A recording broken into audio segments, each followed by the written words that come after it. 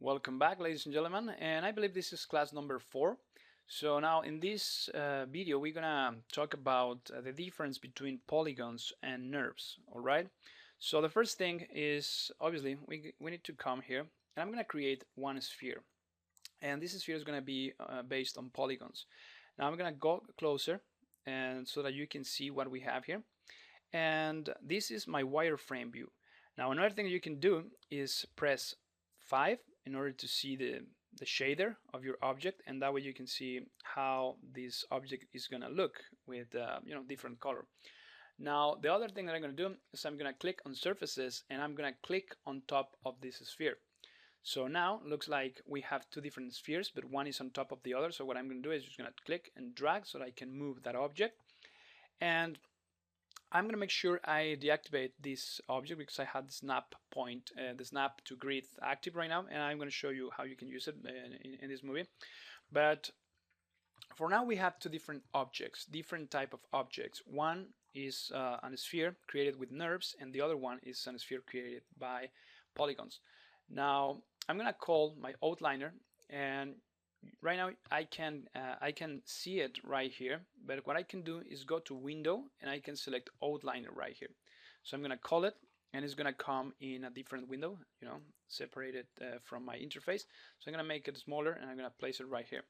And what I want you to see is that I have my sphere created by polygons, and I have this kind of icon, and then I have the NURBS sphere, which actually have a different type of representation, and that way I can see exactly which one is a NURBS object and which one is a polygons object. So why we want to use this type of objects? Well, the first thing is that if you want to tweak or start modeling something inside a 3D program, you need to know that everything is based on mathematics, right? And everything is based on ones and zeros and things like that. So at the beginning, we have to start with something. And actually what we do, let me just move a little bit. I'm gonna move this sphere the way. And what I'm gonna do is I'm gonna go to mesh, and I'm gonna select one tool called the create polygon tool. So right now I have this kind of cursor, and it's asking me, and it says click to place each vertex to finish, press enter. All right, so I'm gonna click right here, and now what you can see is only a point. All right, so everything starts with a point. Whatever we want to create inside Maya has to start with something, and the point is the basic thing that we need. So now I have something that is existing inside this 3D space, and it's a point. Now if I want to create a polygon, I need more than one point. If I have 2 points, I don't get a polygon. Okay, what I get is one line, and then I have 2 points. Then if I click one more time, I will get a polygon with 3 different sides, and I have 3 points, and I have 1, 2, 3 lines. Okay, so that's basically what we need in order to start creating things inside Maya. Obviously we can have a point, but what's the point of having a point?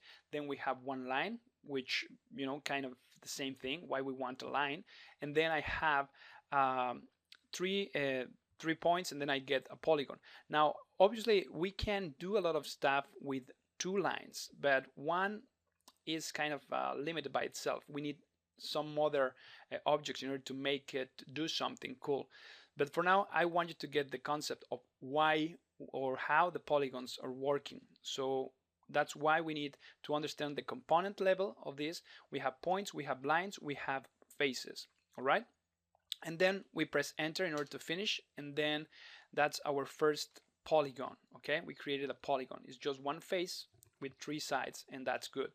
Now let's take our sphere. This sphere is the one created by polygons. Now as you can see, what is happening is that automatically when we press, we get a bunch of polygons connected, and they kind of all together create this beautiful sphere.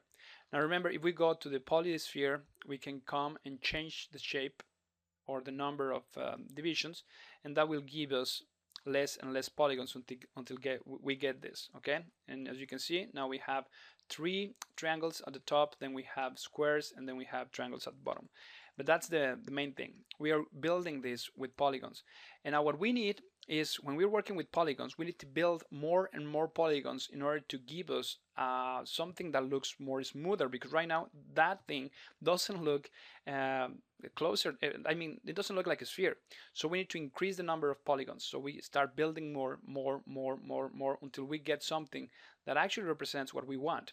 And it's like, imagine that you are you have a piece of cardboard and you want to build something using cardboard. So you can cut pieces, and then like a puzzle, you can kind of build and attach one piece to another, and that's the type of shape. If you start making smaller pieces of cardboard, you're gonna get you can build things, and the smaller the piece, the less amount of flatness you're gonna get into your surface, and that's how you make these objects look cool.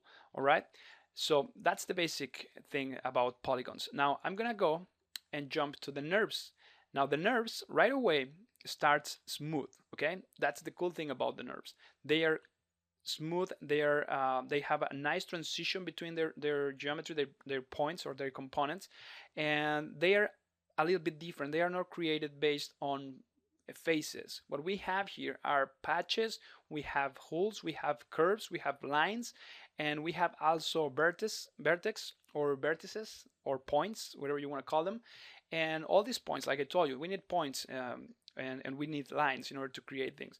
So what we have here are points, but these points are connected in a very different way. We have points located in a 2D space first, and then the coordinates of this 2D space are going to allow me to specify the position of that curve, and then I can move. I need another curve in order to attach those components or those coordinates and create something, and we can create a patch like that. And I know probably right now it doesn't make a lot of sense, and I'm trying to explain it, and probably I'm not doing a very nice job. But you know, as we move on, you're gonna have a better understanding of how these objects are created. So for now, let's try to see the different versions of components in action. The first one, I'm gonna take this object, I'm gonna bring it closer, I'm gonna take the polygon that we created at the beginning, and I'm gonna delete it. So now let's pay attention to their components. First, I'm gonna talk about the components of the polygon sphere. So you can select the object or not, but if you right click on top of this object, the polygonal object, you're gonna get this type of menu where you can see the different objects, and one is called edge. Then we have vertex, we have face, we have multi, we have UVs, we have object mode. Now object mode is the one that we are using right now, which allows me to select my entire object. Then I can move it, rotate it, scale it, you name it. And then I have edge, I have vertex, and I have face. Just like I showed you before when I was creating that polygon, so I can come and see the points of this object. And now I have access to all these points, and I can click. And if I want, I can move this point by itself, just like so. So as you can see now, I have this pointy kind of object. I can select another point and I can do the same thing. I can move it and tweak it, and now I'm gonna get something a lot different. Now let me select another area here. I'm gonna right click, and now I'm gonna select the other type of component called edge. I'm gonna click here and clicking on this one, and then I'm gonna move it. And now you can see how I'm getting that deformation, but based on this line. I am not getting the same kind of like if I move one point, I get this pointy kind of object, but here I have this line. Now another thing that I can do obviously is come here, select face, I click on that and then drag it, and now what I have is the deformation holding the shape of this polygon. I can actually move it and kind of placing right there. So you can see the type of deformation that I'm getting.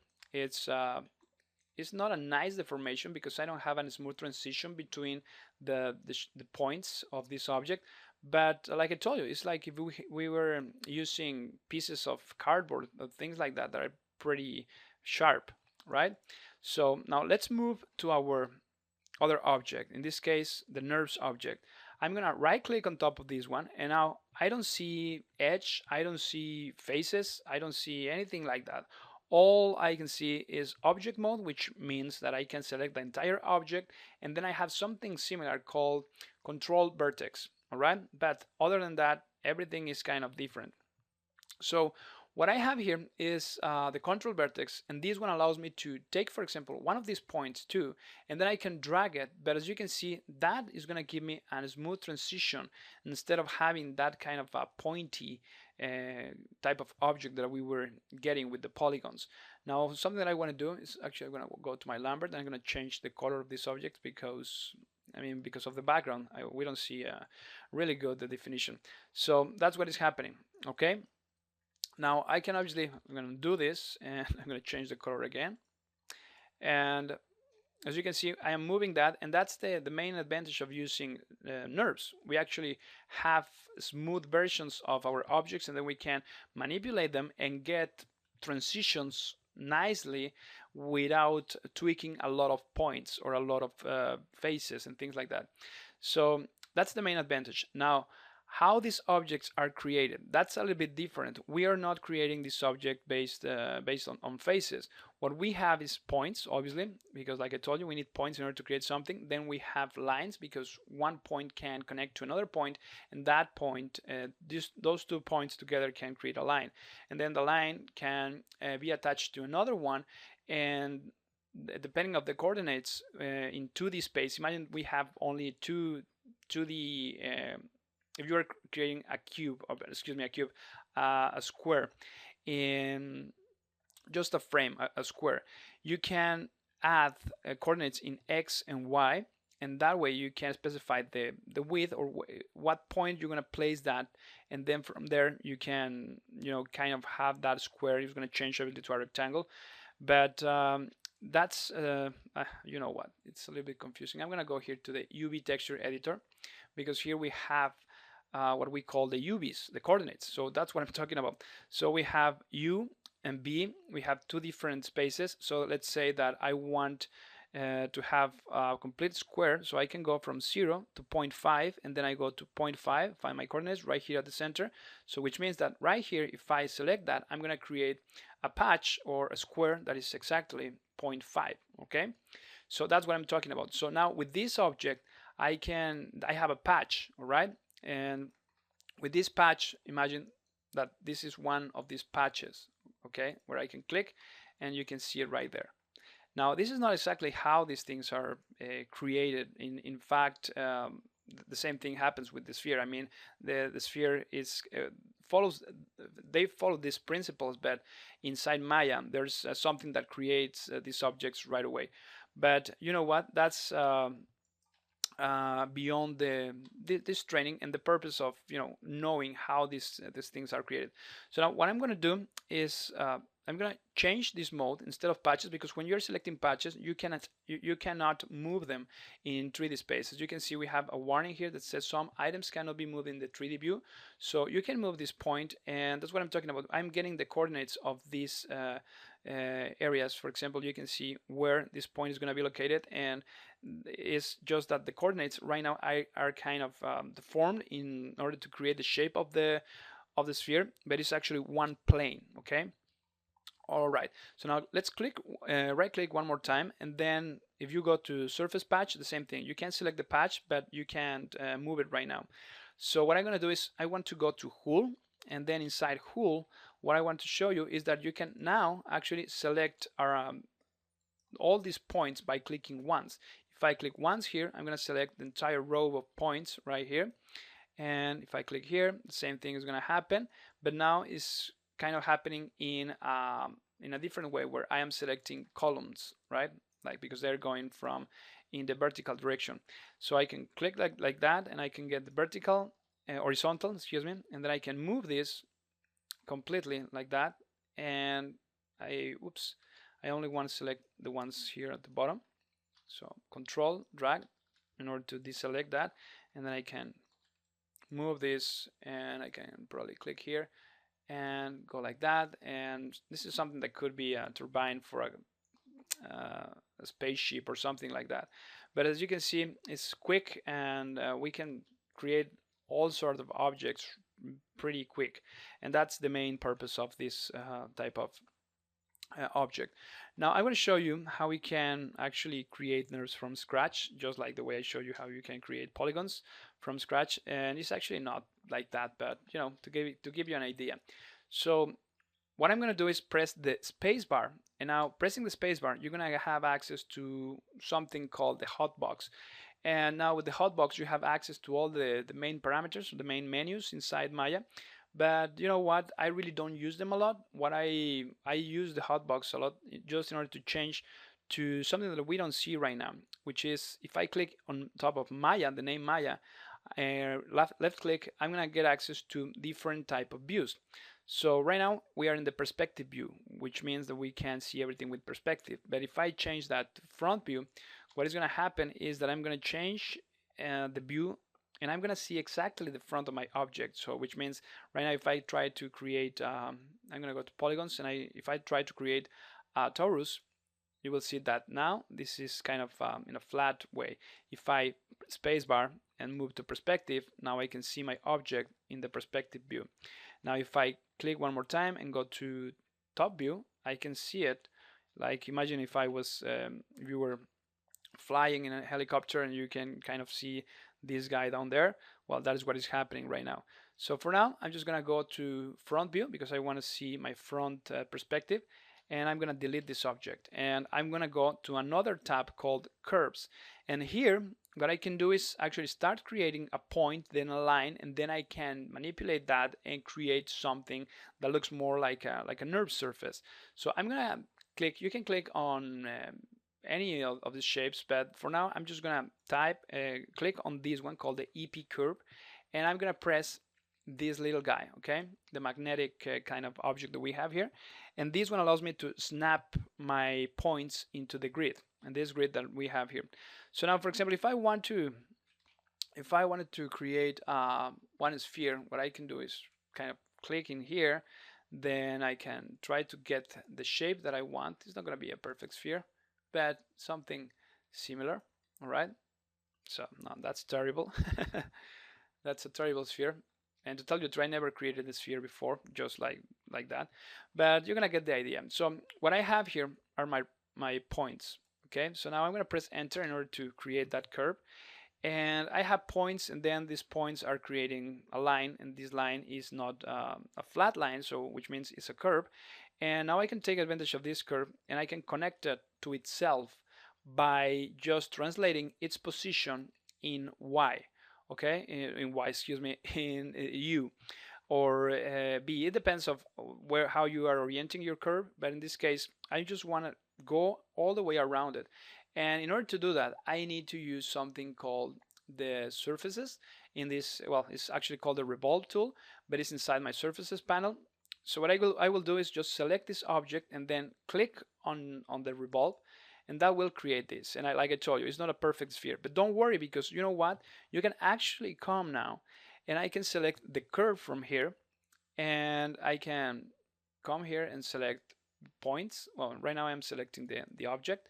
So let me just, for now, I'm gonna hide this, and I'm gonna select my curve, and that way I can have access to everything here. So I can edit a point of my curve, and I'm gonna deactivate the grid because I don't want them to be snapped, and then I can change this curve, okay, as you can see, and that's pretty cool. Now I can come here, and again I can make it visible, and I change the entire shape of this object based still on this curve, okay, which is actually pretty nice. So the same thing, I can come edit this point and change the shape of this object just like that. And now actually I need to show you how this object looks in perspective view. I'm gonna come here, and there you go. So I can select the one in the center, and then I can put it inside, and oops, you can see I have something that looks more like a glass piece of something. And basically that's how we can manipulate our NURBS. And obviously a lot of people don't use NURBS because probably they're gonna be working more in the video games kind of thing, and or obviously a lot of people is just afraid of NURBS, but there's no need to. It's just a matter of getting used to it, get used to play with them, you know, and if you know something, obviously it becomes part of you, and then you can tweak it, manipulate it, and do a lot of cool stuff with it. So for now, that's it. I hope you get the idea of what is the difference between polygons and NURBS. And remember, if you have any questions or anything like that, please let me know. If you like the video, please click on the like icon, subscribe, and, you know, help us to spread the word, and we will try to keep bringing more and more videos for you. Thank you very much. My name is Carlos Lara, and you're watching CardanoFX.com. Bye bye for now.